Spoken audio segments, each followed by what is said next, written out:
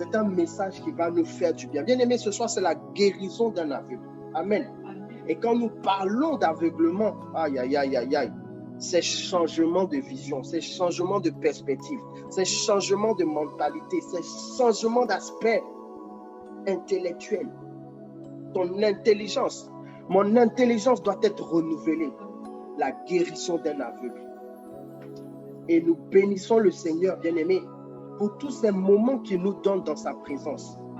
Vous voyez, Dieu nous fait tellement de bien avec ces moments de prière que nous avons. Nous voyons plusieurs personnes qui sont restaurées, qui sont bénies par ces prières. Et je bénis le Seigneur et je dis à ces personnes, continuez d'envoyer vos témoignages. Continuez de témoigner. Parce que vous savez, témoigner, c'est dire merci au Seigneur. Témoigner, c'est surtout montrer à Dieu que ce que nous avons reçu ne vient pas de nous. Ce que nous avons reçu nous vient de Dieu. Ce ne sont pas nos propres forces, mais cela vient de la grâce de Dieu. Vous voyez, le témoignage sécurise notre bénédiction.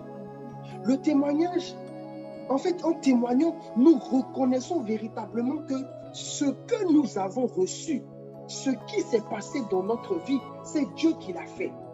Et comme Dieu l'a dit, puisque vous êtes fidèles dans les petites choses, vous le serez aussi dans les grandes choses. En réalité, parce que tu es fidèle dans des petites choses, parce que tu es fidèle dans des témoignages, souvent des personnes disent, j'ai un petit témoignage. Parce que tu es fidèle dans les petites choses, Dieu te donne de grandes choses pour que tu en sois encore fidèle. Parce qu'il sait, si tu as été fidèle dans les petites choses, ce n'est pas les grandes choses. En réalité, en témoignant, tu es en train de dire à Dieu, j'appelle d'autres choses dans ma vie. Est-ce que vous le savez? En témoignant, nous sommes en train de dire à Dieu, fais encore plus.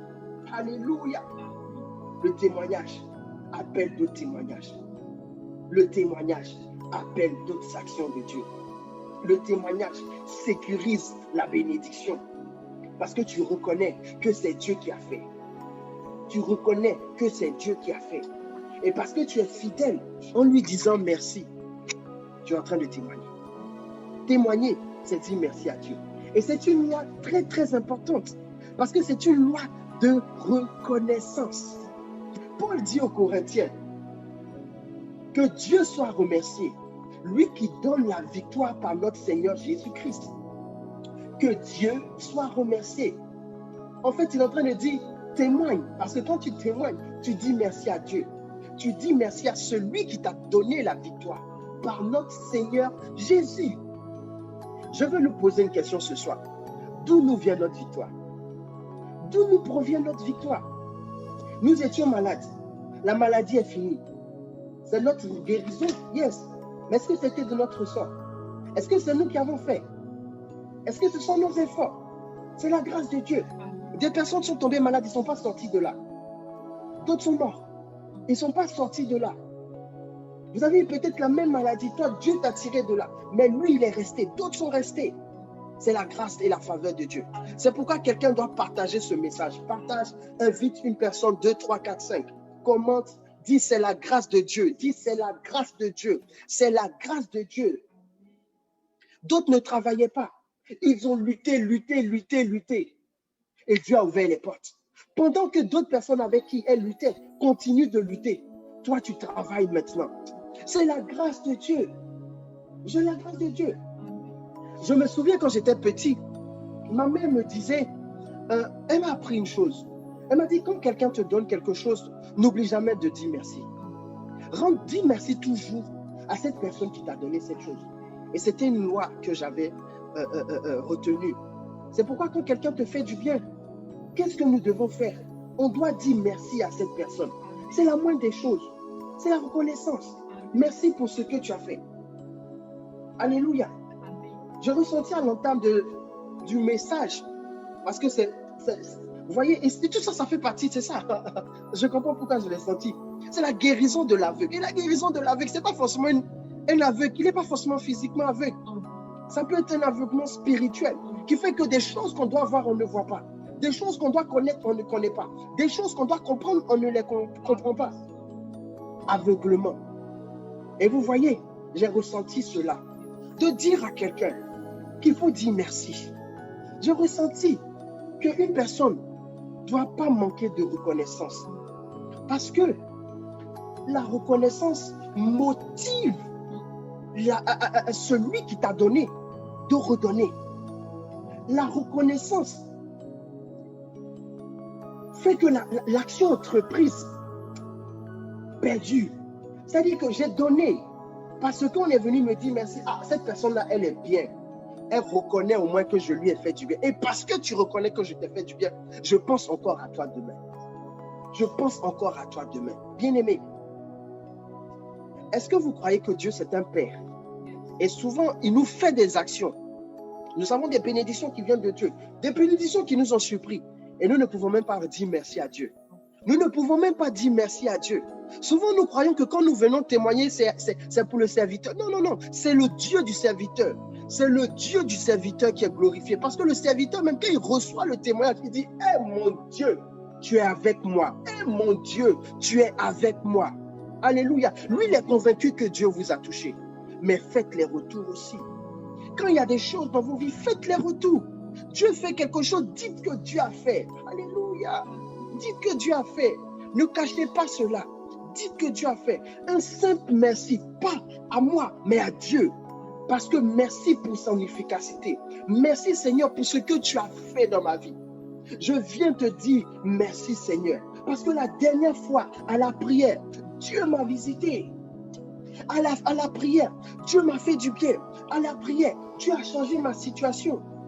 Alléluia. Il y a une soeur qui m'a appelé la dernière fois. Elle dit, ah mon frère, j'avais oublié de te dire, la dernière fois j'avais suivi une prière, j'avais donné une parole. La semaine qui a suivi, j'ai eu mon travail, j'ai commencé à bosser. Vraiment, je rends grâce à Dieu d'avoir permis que je participe à ce moment de grâce. Et tu as libéré la parole, tu as dit la semaine prochaine, tu vas travailler. Paf, j'ai saisi cela et j'ai travaillé. Alléluia. Elle est venue me dire, j'ai dit, hey, Dieu fidèle, tu es bon. Le Dieu de mon Père, tu es glorieux. Alléluia. Dieu m'a visité, je suis guéri, je suis libéré. Avant, je n'arrivais pas à dormir. Maintenant, je dors sans problème. Témoignons, témoignons. Témoignons des actions de Dieu. Plusieurs personnes bien-aimées ne disent pas merci à Dieu. La Bible dit, en Ésaïe 8, le livre d'Ésaïe, c'est un prophète. C'est un prophète qui est en train de parler. Dans le chapitre 8, le verset 20, Ésaïe 8, 20. Isaïe 8, 20. À la loi et au témoignage. Si l'on ne parle pas ainsi, il n'y aura point d'aurore pour le peuple. C'est fort, hein? À la loi et au témoignage. Si l'on ne parle pas, c'est-à-dire que si tu ne parles pas, tu ne témoignes pas, si tu ne parles pas de la loi, il n'y aura point d'aurore pour le peuple. Si on ne donne pas la loi, si on n'informe pas sur ce qu'il ne faut pas faire, les choses à faire, les choses à ne pas faire, la grâce de Dieu ne peut pas venir sur le peuple. Parce que la Bible dit que mon peuple périt par manque de connaissance. C'est-à-dire que si tu n'as pas l'information, si tu ne sais pas qu'ici, il ne faut pas toucher, tu ne sais pas qu'ici, il ne faut pas aller, la grâce de Dieu ne peut pas venir sur toi. Parce que le péché te ferme de la grâce, nous couvre de la grâce, nous enlève de la grâce. Mais ce n'est pas simplement le fait de ne pas connaître, de ne pas avoir la connaissance, le fait de ne pas maîtriser la loi qui peut nous fermer la grâce. La Bible parle aussi du témoignage. C'est-à-dire que le fait de ne pas témoigner peut fermer la grâce. Pourquoi? Parce que n'ayant pas parlé, tu ne rends pas honneur à Dieu. N'ayant pas parlé, tu ne dis pas que ce que tu as eu, ça vient de Dieu. N'ayant pas parlé, tu ne confirmes pas que Dieu agit. Et donc, la grâce peut partir. Combien de personnes qui ont été guéries et que la grâce s'en va? Mais parce que les personnes n'ont pas témoigné. Combien de personnes ont été bénies et puis la grâce s'en va? Parce que les personnes ne sont pas venues dire, ah voilà Dieu, pour sceller cela, pour sécuriser cela. Alléluia.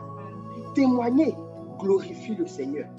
Donne à une personne de croire que Dieu est vivant. Parce que quand tu parles, ce n'est même pas pour toi que tu es en train de parler. Tu es en train de parler pour une autre personne. Parce que toi, tu as déjà reçu. Mais l'autre qui n'a pas reçu attend peut-être une intervention surnaturelle de Dieu.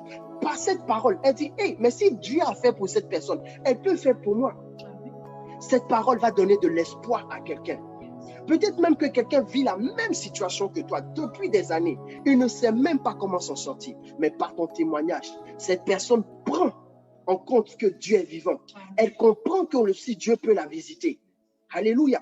Si nous témoignons, le Dieu qui agit se fait présent. L'atmosphère de bénédiction, l'atmosphère du miracle qui agit, le Dieu qui a touché cette personne te touche aussi. et s'actualise pour toi. Bien-aimé, pendant que quelqu'un témoigne, le Dieu qui a travaillé vient en place et il commence à travailler encore. Témoigner appelle le Dieu du témoignage. Et le Dieu du témoignage viendra te toucher. Si quelqu'un dit Amen, il reçoit un témoignage. Si quelqu'un dit Amen, il reçoit 10 témoignages. Si quelqu'un dit 20 Amen, il reçoit 20 témoignages. Tout dépend de ta foi et de ton Amen. Si tu cries plus fort que les autres, Dieu criera plus fort pour toi aussi. Magadasa, Magadasa, Majabrage. Oh, je sens l'onction pour quelqu'un. Et pour témoigner, c'est simple, bien-aimé. Vous pouvez vous envoyer des écrits, vous pouvez envoyer des audios sur mon WhatsApp. Vous avez mon numéro, c'est sur la page. Tu envoies un audio, tu envoies un écrit, tu témoignes. Si tu es timide, mais si tu n'es pas timide, tu peux écrire ton témoignage, tu peux même, si tu es sur Zoom, parler. Mais je veux que les personnes puissent rentrer dans cette grâce. Alléluia. J'ai senti fortement cela à cœur. Parce que vous voyez, nous parlons de la guérison d'un aveugle. Et le Seigneur ouvre mon esprit que l'aveuglement, il n'est pas simplement physique, il est aussi spirituel. Alléluia. Il est aussi spirituel. Ne pas connaître des choses peut fermer la grâce. Alléluia. La Bible nous parle d'un aveugle que Jésus a guéri. Et cet épisode se trouve dans le livre de Marc, le chapitre 8, à partir du verset 22 à 26. Marc 8, 22 à 26. La guérison d'un aveugle. Marc 8, 22 à 26. Je ne vais pas lire le texte, mais nous allons le commenter par la parole. Amen. La Bible dit que cet aveugle, quand nous prenons la Bible 8 secondes, il y a plusieurs versions, hein, mais quand nous prenons la Bible 8 secondes, la Bible dit que cet aveugle était à Bethsaïda. Bethsaïda, ça vous fait penser à quelque chose, Bethsaïda? Bethsaïda, c'est encore ce nom-là. La semaine dernière, nous avons travaillé sur Bethsaïda et nous avons vu que Bethsaïda était, mais aujourd'hui, nous allons révéler encore d'autres choses à partir de cette ville-là pour que vous compreniez quelque chose. Jésus, la Bible dit que Jésus et ses disciples vont dans cette ville-là, Bethsaïda. Et on amène vers Jésus un aveugle et on prie que Jésus touche cet aveugle-là. Marc 8, 22. Vous voyez, Jésus était dans cette ville. Il était connu. Il passait dans cette ville, mais il était connu. Pourquoi est-ce que les personnes viennent lui apporter un aveugle? Est-ce que toi, quand on te voit, on t'apporte des problèmes? Est-ce que toi, quand on te voit, on t'apporte des problèmes? Si on t'apporte des problèmes, c'est que tu es connu. C'est qu'on te connaît. C'est qu'on sait que tu as la solution. C'est qu'on sait que tu peux faire quelque chose. Et quand ils ont vu Jésus, ils lui ont apporté un aveugle. Ce n'est pas un petit problème, mais c'est un aveugle. Et on dit qu'il faut le toucher. Si tu le touches, il sera guéri. Retenez bien ça. Il faut le toucher. Si tu le touches, il sera guéri. Il faut le toucher. Ah, c'est ce en quoi ils croient. Ils croient que si Jésus touche cet aveugle sera guéri. Ça, c'est leur perception, c'est leur compréhension, c'est leur pensée actuelle. Ils disent, si Jésus touche, il sera guéri. Mais rappelez-vous, Jésus aussi a guéri un paralytique qui était au bord d'une piscine, à Bethsaïda aussi.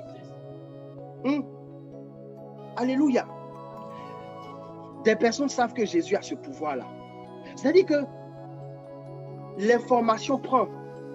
Quand tu agis, ça prend la terre, ça prend le monde et tout le monde sait. Des personnes savaient que Jésus pouvait guérir les malades. Des personnes savaient que comme il a touché un paralytique, s'il touche aussi l'aveugle, quelque chose va se passer. Amen.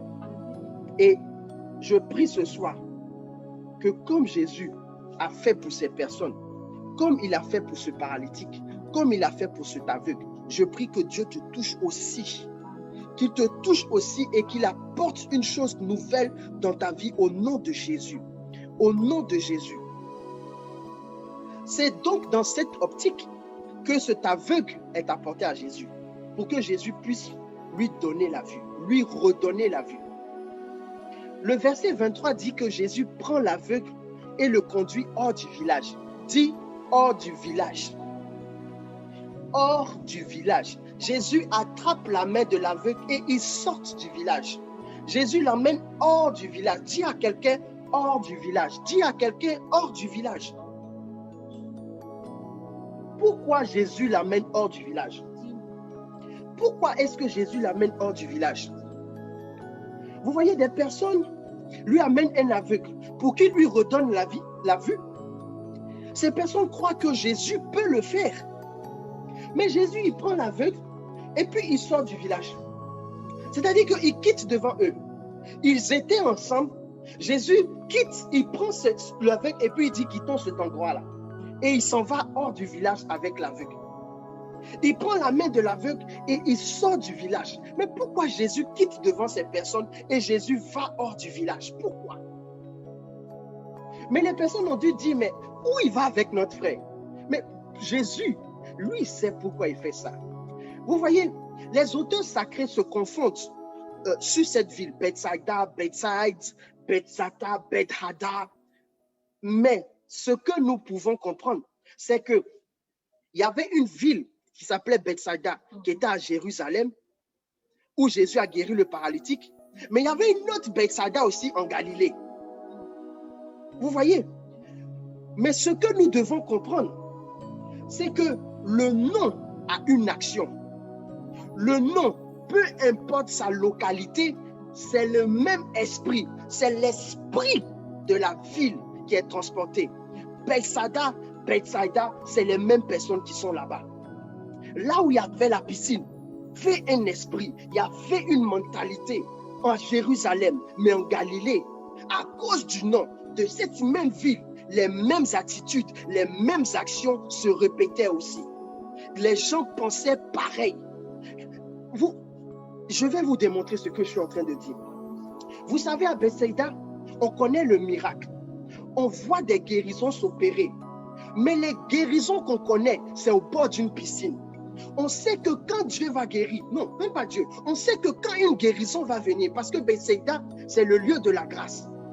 Quand une guérison va venir, on sait que c'est au bord de la piscine. On sait que c'est quand quelqu'un recherche une guérison, il faut qu'il aille à la piscine. Il faut qu'il attende le mouvement de l'eau et c'est là que la guérison va se faire. C'est une mentalité. C'est-à-dire que la coutume est tellement ancrée dans leur esprit que toutes ces personnes, pour elles, la seule manière de guérir, c'est en partant à la piscine. C'est en partant au bord de l'eau. C'est en allant au bord de l'eau. Alléluia. Et les gens de cette ville pensent tous comme ça. C'est l'eau qui peut nous guérir. Et quand ces personnes viennent à Jésus, Jésus sait que ces personnes, malgré le fait qu'elles ont apporté la bulle vers lui, il sait que ces personnes ont la mentalité du village.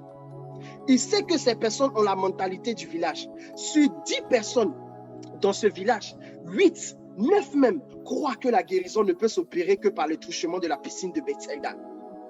8 ne pensent que cela ne peut s'opérer que par l'eau. Alléluia. J'écoutais le témoignage d'un homme de Dieu sur Facebook. Et le monsieur qui souffrait d'une prostate, lorsque l'homme de Dieu a déclaré tu as une prostate, ceci, cela, et Dieu te guérit, il dit raconte-moi comment ça s'est passé. Le monsieur qui était malade dit que dès qu'il a constaté qu'il n'arrivait plus à faire ses besoins, parce que la prostate avait enflé, il n'arrivait plus à bien aller aux besoins, il est parti voir un marabout pour avoir un remède. C'est une mentalité, c'est une mentalité. C'est-à-dire que même quand tu es malade, ton premier réflexe, c'est partir voir un marabout. Une maladie, ton premier réflexe, c'est aller voir un marabout. Et plusieurs personnes sont ainsi. Dès qu'elles ont un bobo, le premier réflexe, c'est d'aller consulter. C'est se tourner vers les fétiches, c'est aller vers les marabouts, aller voir les génies, aller vers l'eau. Aller vers l'eau. Alors même qu'il y a la médecine, mais ils vont se tourner toujours vers l'eau. Dès qu'ils ont un problème, je vais aller voir l'eau. Ils préfèrent d'abord se tourner vers le marabout, vers le féticheur, que de consulter, pour aller consulter, que d'aller voir Dieu. Mais c'est une mentalité. Et c'est un esprit que certaines personnes ont, qu'une communauté, un peuple, un village a. Et Jésus savait que ce village-là avait cette mentalité-là. C'est pourquoi il prend l'aveugle et puis il le sort de Bethsaïda. Il dit, non, on ne va pas rester ici. Je t'amène hors du village. Parce que la mentalité que les gens ont là-bas, là, tu l'as aussi. Allons-y. Allons-y. Je vais t'enlever cette mentalité. Bien-aimés, suivez-moi bien. Vous savez, les aveugles, ils ne voient pas, mais ils sentent. Ils ont des repères. Un aveugle a des repères. Et même s'il ne voit pas, mais en fonction de ses repères, il peut sentir que ça va ici, je suis dans telle zone. Il peut même, par ses pieds en marchant, savoir que si je cogne ce caillou-là, j'arrive à côté du commissariat. Vous voyez, ils ont des repères qui sont propres à eux. Et il avait plein de repères dans le village. Mais le repère conforte et consolide sa mentalité du village. Jésus le sort de tous ses repères. Il le fait sortir du village. Peut-être qu'il n'a pas l'habitude de marcher là-bas. Peut-être que hors du village, il ne connaît pas, il n'a pas de repères. En fait, Jésus est en train de lui dire, abandonne-toi totalement entre mes mains. Je t'enlève de tout ce que tu savais. Je t'enlève de tous tes repères. Je t'enlève de tout ce qui t'est confort. Tout ton confort, je te retire de là et je t'amène hors du village. Le confort que le village te faisait, la force que les marabouts te donnaient, la force que les gris-gris te donnaient, je te les retire. Allons hors de là. Allons hors de là. Bien-aimé, il y a des personnes, et le Seigneur me parle d'une personne. Quand tu étais petit, tu as fait, comment on appelle ça, cancre. Tu as fait cancre dans ton village, tu as fait cancre. Ton dos ne peut pas toucher le sol. On appelle ça dos des chats. Dos des chats. Tu as fait ça. Ton dos ne peut pas toucher le sol. C'est-à-dire que ton village, là, ton dos, on ne te fera pas. On ne te fera pas. Ton dos ne touche pas le sol. Alléluia. C'est ce genre de confort-là que Jésus dit, je te retire ça. Allons-y dehors pour que tu perdes toute cette mentalité-là. Vous savez, plusieurs personnes sont avec Jésus, mais sont aussi dans les choses du village. Nous disons que nous sommes chrétiens et en même temps, nous sommes dans les choses du village. Ils disent, c'est notre coutume. Mais regardez, la Bible dit dans le livre de Matthieu, le chapitre 5, le verset 30, si ta main droite est pour toi une occasion de chute, coupe-la, jette-la loin, car il est avantageux pour toi qu'un seul de tes membres périsse et que tout ton corps entier n'aille pas dans la gêne. Si ta coutume t'amène à désobéir à Dieu, bien-aimé, il faut stopper, il faut arrêter. Si ta coutume t'amène à pécher, à aller à l'encontre de la loi de Dieu, arrête-moi ça, au nom de Jésus. Vous voyez, des personnes sont dans l'église, mais ont des fétiches, ont des canaris, ont des gris-gris, et continuent même à avoir les tics du village. Vous savez, les tics du village, c'est quoi? C'est-à-dire que tu te lèves le matin, ton pied gauche comme caillou, tu dis, hé, il y a un malheur qui va m'arriver aujourd'hui. Souvent, tu te lèves, ton œil bat, tu dis, hé, il y a un malheur qui va m'arriver aujourd'hui. Hé, si mon œil bat là, c'est la mort. Il y en a d'autres, si le miroir se casse, ils disent, hé, je suis foutu, voici la poisse. Bien-aimé, bon nombre de choses que j'appelle les tics du village. Toi, quel est ton tic? Qu'est-ce qui t'arrive et tu dis, hé, tu as fait ça, je suis foutu. Hé, c'est pas bon. Hé, qu'est-ce que... Toi, tu sais, pendant que je suis en train de parler, des personnes savent de quoi je parle. Et chacun, nous avons des trucs comme ça. Ou quand cela arrive, directement, nous disons, je suis foutu.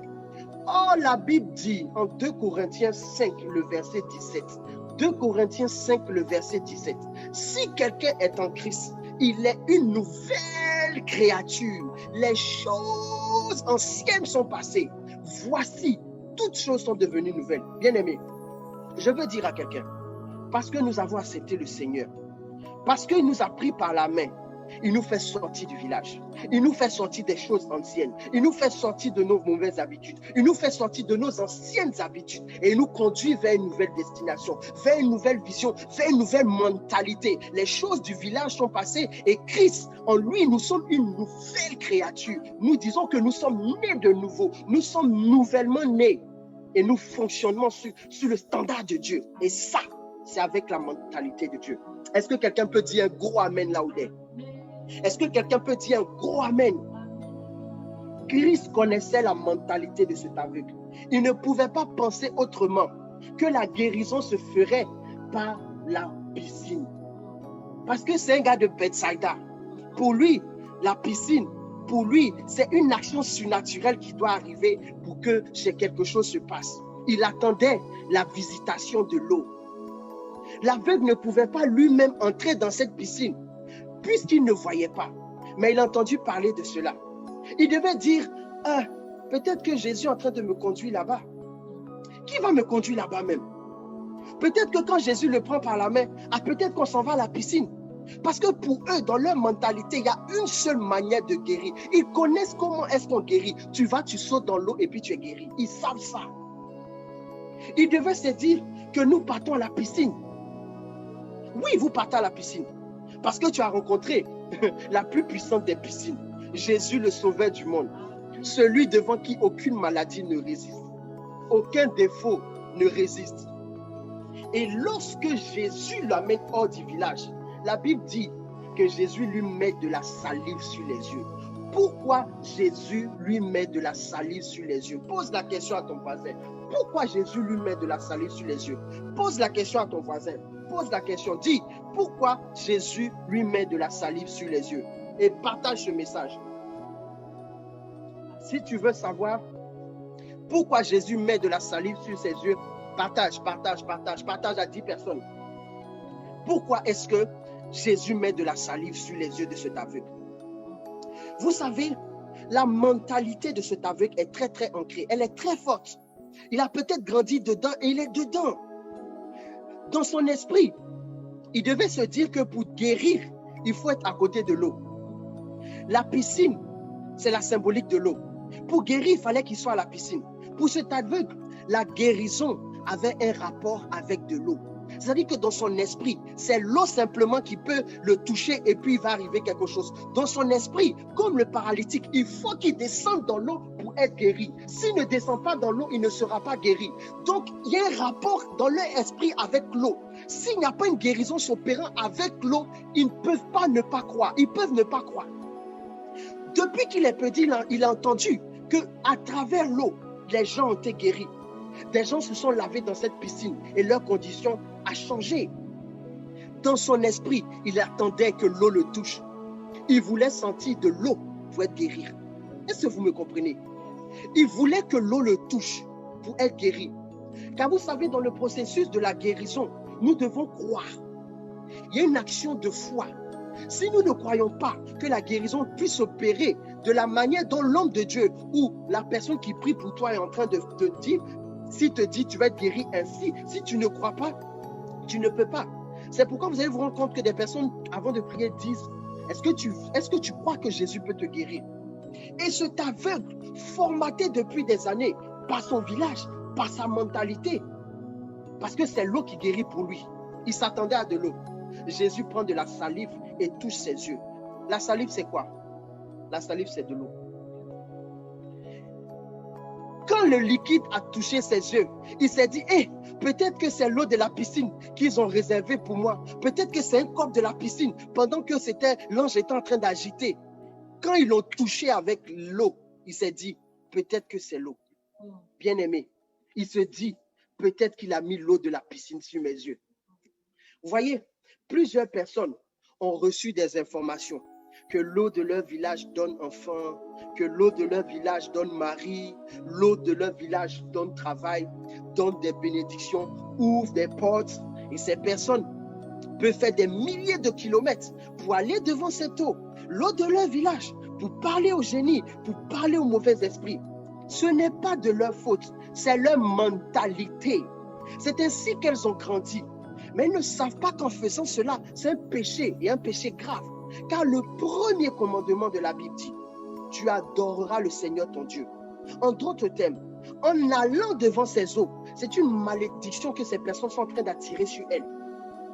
Parce que derrière toute loi, derrière toute mesure qui est mise en avant, il y a ce qu'il faut respecter. Et quand tu ne respectes pas, tu enfreins la loi, tu enfreins la mesure et tu te mets à dos la justice. Et là, nous nous mettons à dos la justice de Dieu.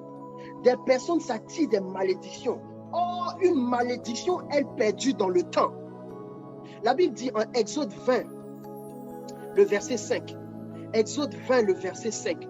Tu ne te prosterneras pas devant d'autres dieux. Tu ne les serviras point. Parce que moi, ton Dieu, je suis un Dieu jaloux qui punit l'iniquité des pères sur les enfants jusqu'à la 3e et la 4e génération de ceux qui me haïssent. C'est fort. C'est fort. C'est-à-dire que Dieu dit les jaloux et puis il punit la faute des pères sur les enfants. C'est-à-dire que les enfants ont une malédiction, ils héritent d'une malédiction. sans savoir même qu'est-ce qui se passe. Boum, ça leur tombe dessus. Parce que leur père allait faire une faute. La faute là, ça ne tape pas simplement le père. Ça tape. Il dit, Dieu dit, je punis l'iniquité des pères sur les enfants. C'est-à-dire que souvent même ça peut éviter le père. Donc le père ne sait pas que ce qu'il est en train de faire est mauvais, mais ça tape ses enfants. Ça tape ses enfants, ça tape ses petits-enfants. Ça s'en va comme ça. Et il ne sait pas. Mais un jour, s'il s'assoit et puis il regarde sa descendance, il va comprendre qu'il y a quelque chose qui ne va pas. Quand un père va adorer une eau, qu'il pense à sa progéniture, qu'il pense à ses futurs enfants, qu'il pense aux enfants de ses enfants. Parce que ce n'est pas seulement lui qui sera puni, mais eux aussi ils vont être punis. C'est-à-dire qu'il y en a qui ne sont même pas encore nés. Il y a une malédiction qui est déjà suspendue sur leur tête. Dès qu'ils viennent, la malédiction les attrape. Alléluia.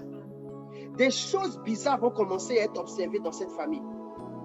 Juste parce qu'il y a eu des choses qu'il ne faut pas faire. Alléluia. C'est pas bon. On peut parler sur la malédiction. Vraiment, j'ai beaucoup de choses à dire. Je prie que le Seigneur nous donne de parler dessus un jour.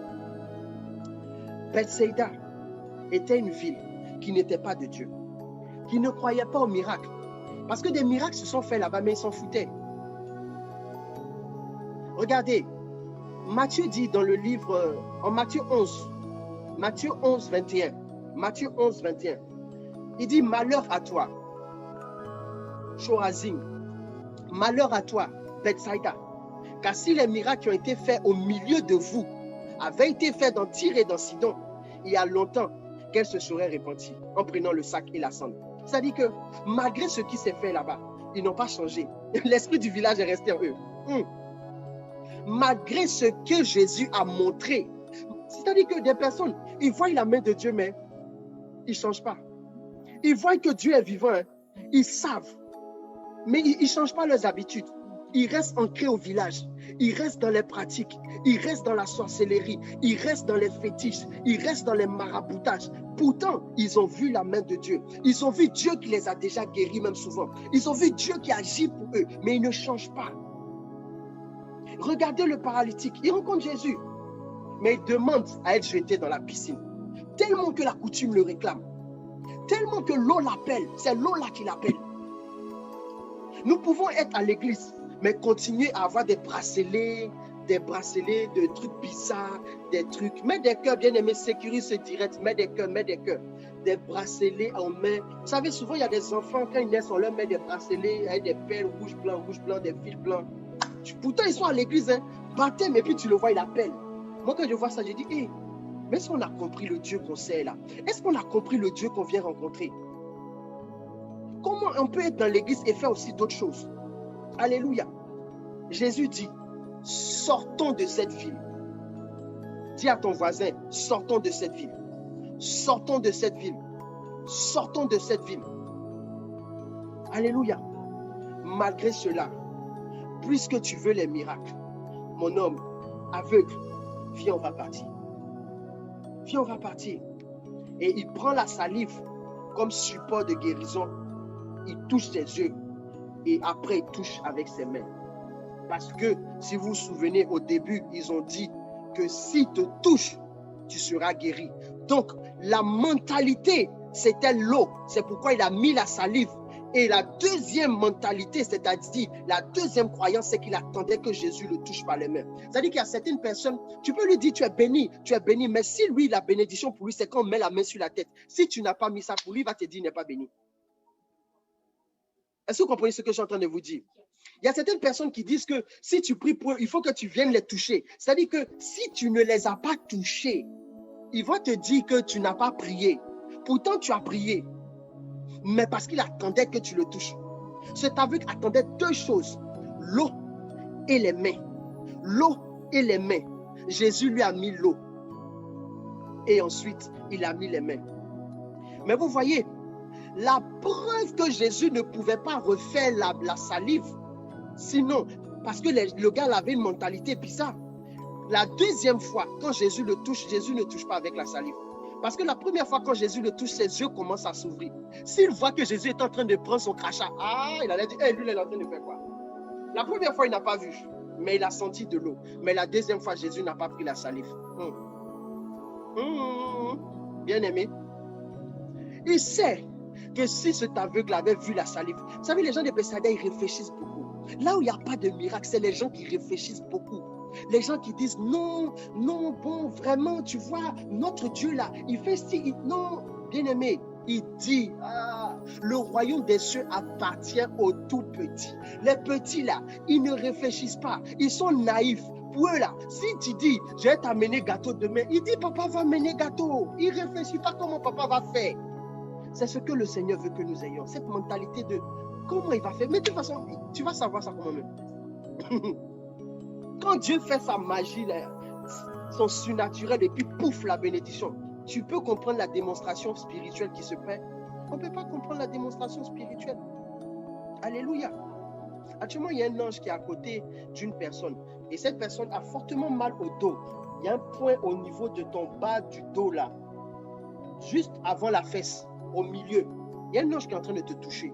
Et cet endroit est en train de chauffer. Est-ce que tu peux comprendre comment cela se passe? Et je prie maintenant que tu sois restauré de cette douleur au nom de Jésus. Si tu es là, mets des cœurs et dis je suis là, dis je suis là, dis je suis là. Douleur dans le dos et tu es restauré maintenant au nom de Jésus. Voici comment Dieu fait ces choses. Alléluia. Amen. Vous savez, la guérison peut se faire de manière automatique en fonction de notre détermination, mais surtout en fonction de notre foi. La dame qui avait les pertes de sang était automatiquement guérie parce qu'elle croyait en cela. L'aveugle, tant bien même que Jésus lui a imposé les mains, il n'a pas été automatiquement guéri parce qu'il ne croyait pas trop à la guérison par les mains. Lui là, c'est l'eau, c'est la piscine. Il faut qu'il saute dans cette eau. C'est pourquoi je prie ce soir que tout ce qui est dans notre esprit, qui lutte contre notre bénédiction, que cela soit cassé au nom de Jésus, par la puissance du Saint-Esprit. Jésus lui touche les yeux. Il touche ses yeux et ça ne s'ouvre pas automatiquement. Jésus doit prier une deuxième fois. Certaines personnes, il faut même faire plusieurs fois. Vous voyez, d'autres, le miracle ne va pas s'opérer en même temps. Mais plus tard, les personnes vont constater. C'est-à-dire que le lendemain, sur le chemin, regardez, Jésus, il dit remplissez les jarres. Lorsqu'ils remplissent les jarres, ce n'est pas en même temps que l'eau est devenue du vin. C'est sur le chemin. C'est lorsqu'il a fallu boire. C'est lorsqu'il a fallu constater. C'est lorsqu'il a fallu boire maintenant ce vin-là. Ils se sont rendus compte que ce n'était pas de l'eau, mais que c'était du vin. Ceux même qui transportaient là ne savent pas à quel moment l'eau est devenue du vin. C'est le monsieur qui a goûté qui leur a dit, quand nous te disons va à l'hôpital, va faire ta vérification, c'est le docteur qui va te faire constater la guérison souvent. C'est-à-dire que par l'action de foi, parce que tu t'en vas chez le médecin, paf, le miracle se fait. Arrivé là-bas, il dit mais qu'est-ce qui s'est passé? Mais toi, pendant qu'on te dit tu es guéri, tu dis non, non, c'est pas possible, mais ça ne peut pas être possible. Plus tard, des personnes constatent. Souvent, ce n'est pas en même temps, mais c'est en route. C'est des jours après, c'est des mois après, mais la guérison va se faire. Je voulais prier un jour pour une personne, une petite fille, et je me suis mis devant elle. Je voyais la grâce de Dieu qui veut parler pour elle, mais je voyais aussi la fermeté de son esprit. Je voyais la fille qui était dans une autre mentalité. Et le Seigneur qui me met à cœur, tu vas te fatiguer, mon fils. Tu vas t'épuiser. Elle ne croit pas. Elle ne croit pas. Ce que tu vas faire, rien ne va s'opérer parce qu'elle ne croit pas. Vous voyez pourquoi ces derniers temps, je parle beaucoup. Depuis que nous avons commencé l'heure du miracle, vous avez remarqué que je parle beaucoup. Je mets du temps dans les enseignements. Je mets du temps dans la parole. Avant même de prier. Et si vous avez remarqué, je ne prie plus beaucoup. On prie juste un peu. Parce que là, vous savez, la parole, c'est le gage de la guérison. La guérison est la parole. C'est la parole qui guérit. C'est pourquoi si tu as compris, si la parole est rentrée en toi, si la foi a germé, tout va s'opérer. La Bible dit que la foi vient de ce qu'on entend et ce qu'on entend vient de la parole de Dieu. Parce que tu entends, tu vas grandir dans ta foi et plus ta foi sera grande, plus le miracle va grandir. Plus nous allons voir des bénédictions. Plus nous connaissons la parole. Plus nous sommes forts dans la parole. Plus nous avons la foi. Et plus nous sommes miracles. Nous devenons miracles. Vous savez, le substratum, le support, la fondation de tout miracle, c'est la foi en notre Seigneur Jésus. Regardez, Jésus met les mains sur l'aveugle une fois. Cet aveugle ne voit pas bien. La Bible dit au verset 25, Jésus met de nouveau les mains sur les yeux de cet aveugle. Et quand l'aveugle regarde fixément, dit regarde fixément, my God, regarde fixément Jésus. La Bible dit qu'il fut guéri et il vit tout distinctement. Tant que l'aveugle n'avait pas eu le regard fixé, tant que l'aveugle n'avait pas eu la mentalité fixée, tant que l'aveugle n'avait pas eu l'esprit fixé sur Jésus, tant que l'aveugle a regardé à gauche et à droite, tant que l'aveugle avait d'autres pensées, tant que l'aveugle était encore au village, tant que l'aveugle était en train de penser encore à l'eau, tant que l'aveugle était en train de penser encore au marabout et au fétiche, tant que l'aveugle n'avait pas abandonné sa foi totalement dans les mains de Jésus, tant que l'aveugle n'avait pas regardé totalement Jésus, il n'allait pas être guéri. Lorsque nous allons faire deux choses, lorsque nous allons porter notre attention sur plusieurs choses et que de regarder Jésus, bien-aimé, nous allons rater souvent notre miracle. C'est-à-dire que Jésus est là, mais l'aveugle avait encore la pensée ailleurs. L'aveugle était encore ailleurs, mais Jésus lui a dit, regarde-moi, regarde-moi. C'est pourquoi dans certaines guérisons, des personnes vont dire, fixe-moi, reste avec moi, viens avec moi. Lorsque nous allons nous détourner, en allant à gauche ou à droite, nous pouvons rater la guérison. La guérison ne sera pas radicale et totale. Cet aveugle, tant qu'il n'avait pas changé ses pensées, il n'allait pas avoir la résolution. Quand il s'est résolu à regarder directement Jésus pour dire, quand il a fixé son regard sur Jésus et il n'a eu qu'un seul regard, il n'a pas regardé à gauche, il n'a pas regardé à droite, il n'a plus tergiversé, il est resté concentré sur Jésus. Bien-aimé, quand tu vas marcher résolument avec Jésus, quand tu ne vas pas faire deux choses, quand tu vas quitter la mentalité du village, bien-aimé, et que tu vas abandonner toute ta mentalité résolument vers Jésus, il va se passer quelque chose. Il va se passer quelque chose. Le miracle vient parce que nous avons notre regard fixé sur Jésus et uniquement sur Jésus. Bien-aimé, tu peux connaître Jésus, mais si dans ta vie, pendant que tu es en train de regarder Jésus, tu regardes en même temps d'autres dieux, tu regardes en même temps d'autres fétiches, tu regardes en même temps au village, tu regardes en même temps la communion, tu regardes en même temps le guérisseur. Pendant que tu es en train de faire ça, bien-aimé, le miracle est en train de fuir. Le miracle est en train de fuir. Des personnes comme l'aveugle, à l'homme où Jésus a posé leurs mains, ils sont avec Jésus, Jésus a posé ses mains sur leurs yeux, mais ils disent, je vois flou, je vois comme des arbres. Oui, on ne peut pas voir clair, on ne peut pas voir visiblement ce que Dieu veut que nous voyons. On ne peut pas voir distinctement ce que Dieu a prévu pour nous, parce que nous sommes partagés, nous sommes en train de regarder deux choses, nous sommes en train de regarder. Il dit, regarde-moi, soit dans ma vision, soit dans ma parole. Non, en même temps, nous sommes là, le soir, nous appelons. Et tanti, il faut qu'on s'y pour moi. Hein, parce que bon, 2 jours là, je sens que mes rêves ont changé. Hein. Si ce n'est pas Dieu qui peut faire pour nous, qui va faire? Si Dieu ne peut pas faire, qui va faire? Personne ne pourra faire. La Bible dit au verset 26, alors Jésus le renvoya dans sa maison. Lisez bien. Alors Jésus le renvoya dans sa maison et lui dit, n'entre pas au village. Je vais vous poser une question. Sa maison là, elle est au village ou bien elle n'est pas au village? Comment Jésus peut te dire, va chez toi mais ne va pas au village? Alors que tu habites au village. Il te dit, va à Paris, va chez toi, mais ne rentre pas à Paris. Pourtant, tu habites à Paris.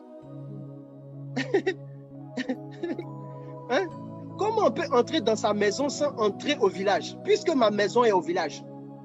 Mettez des cœurs, s'il vous plaît. Mettez des cœurs, mettez des cœurs. Sécurisons la vidéo, sécurisons. Pourquoi Jésus dit ça? Pourquoi Jésus dit ça? Il dit, ne rentre pas au village. mais ta maison là au village. Rentre dans ta maison. Je te renvoie chez toi, mais ne rentre pas au village. Est-ce que je peux parler? Jésus parlait en parabole. Vous savez, le maître, il a toujours parlé en parabole. Il était en train de nous dire, tu es guéri, retourne chez toi, mais ne prends plus la mentalité de ton village. Retourne dans ta maison, mais ne fais plus comme eux. Retourne chez toi, mais laisse les habitudes de ta famille. Retourne dans ta famille, mais ne va plus adorer les esprits des eaux. Ne va plus adorer les esprits de ta famille. C'est vrai, tes parents t'ont montré cela depuis que tu étais jeune. Tu partais avec eux au bord des ruisseaux. C'était toi-même qui tuais les bêtes pour faire les rituels. Mais maintenant, parce que tu m'as accepté, parce que tu as regardé résolument vers moi, parce que tu m'as donné tout ton cœur et ma grâce a parlé pour toi, va là-bas, mais ne sois plus avec eux. C'est ce qu'il disait à Abraham, quitte ta parenté. C'est ce qu'il disait à Abraham, le Seigneur, quitte ta parenté. C'est-à-dire, ne fais plus ce qu'ils font. Ne fais plus ce qu'ils font. Plusieurs personnes, malgré le fait qu'elles soient devenues chrétiennes, continuent à faire les fêtes de génération. Et dans mon pays, il y a une ethnie, chaque année, il y a une période de l'année où ils vont tous se retrouver dans leur village pour fêter ces moments. Et des choses hautement spirituelles et mystiques se passent. Quand ce moment arrive, ils sont prêts à tout abandonner. Ils ne veulent même plus rater, même arrêter leur travail, ils sont prêts. Toutes les servantes disparaissent. Hop, ils s'en vont. Ils s'en vont. Mais qu'est-ce qu'ils vont faire? Mais vous allez vous rendre compte que dans cette région-là, ces personnes ont beaucoup de problèmes spirituels. Les gens ont beaucoup de problèmes spirituels. Ils n'arrivent pas à se marier. Ils ont des problèmes avec l'esprit des eaux en particulier. L'esprit des eaux les réclame, bien-aimés, parce qu'ils sont encore au village. C'est-à-dire qu'ils peuvent être en ville, hein, mais ils courent comme ça chaque samedi. Chaque week-end, il est au village. Il ne va pas pour développer le village, hein, il va pour se conforter dans la mentalité. Et plusieurs chrétiens, nous vivons ainsi. C'est-à-dire que nous sommes dans l'église, mais nous sommes au village, dans la mentalité du village, à faire les pratiques du village. Bien-aimés, oh, Jésus est venu pour nous libérer de cela. Jésus lui dit, va dans ta maison, mais n'entre pas au village.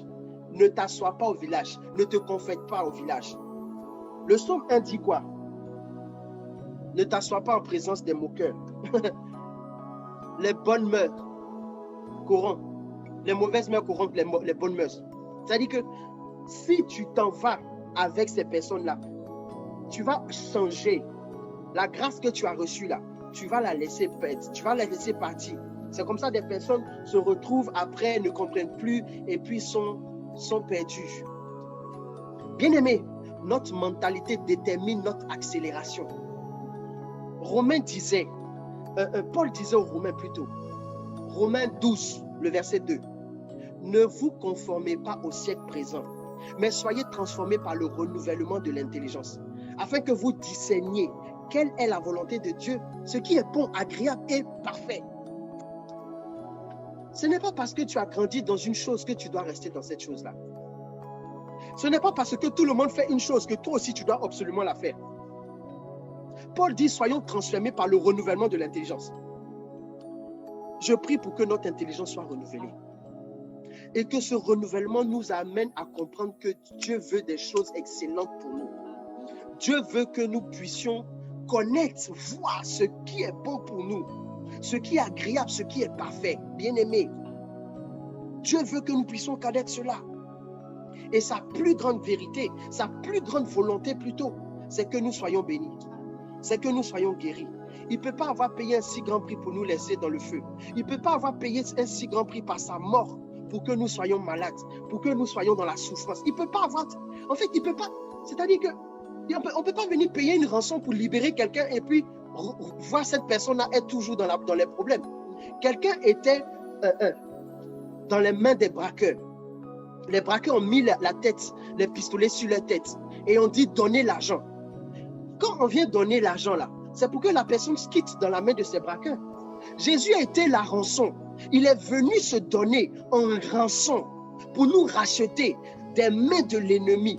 Du coup, quand nous sortons des mains de l'ennemi, Jésus ne peut pas être content que nous soyons encore dans les mains de l'ennemi. Donc, pourquoi est-ce qu'il a fait ce prix-là? Pourquoi est-ce qu'il a fait ce rachat? Pourquoi est-ce qu'il s'est donné la mort pour nous? Il dit, je vais à la croix, je vais mourir pour que vous soyez libérés. Et puis, on n'est pas libre, on est dans les mains des mauvais esprits, on est dans les mains des génies, et puis il va être content. Il ne peut pas être content. On est assailli par la maladie, il ne peut pas être content. Jésus ne peut jamais être content. C'est justement pour ça qu'il est quitté là-bas, pour venir nous sauver, parce qu'il a vu que nous souffrons. Alléluia. Donc sa grande volonté, c'est que nous soyons bien, que nous soyons. C'est pourquoi la Bible dit que j'ai formulé pour vous des projets de paix et de bonheur. Des projets de paix et de bonheur. Alléluia. Quand il libère la bénédiction, il dit, je libère sur vous une année de bénédiction, une année d'excellence. Il ne parle pas d'un jour, il parle d'une année. Il parle de chaque jour, de chaque année. Bien-aimés, je prie que nous soyons en paix.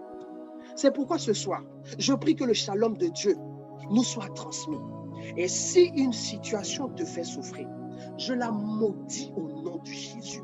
Je prie que le shalom de Dieu soit transmis ce soir dans nos cœurs, dans nos âmes, dans nos esprits, dans toutes les situations. Je prie que la grâce et la faveur de Dieu descendent sur la vie de quelqu'un. Je prie que le feu de Dieu touche quelqu'un ce soir et que Père, tu transformes radicalement. Si tu crois, dis simplement Amen. Crie simplement Amen. Laisse la puissance de Dieu te visiter. C'est ta mentalité qui pourra faire obstacle à ta restauration, mais ta foi va accélérer le miracle. Crois et vois ton miracle maintenant. Au nom de Jésus, au nom de Jésus, au nom de Jésus.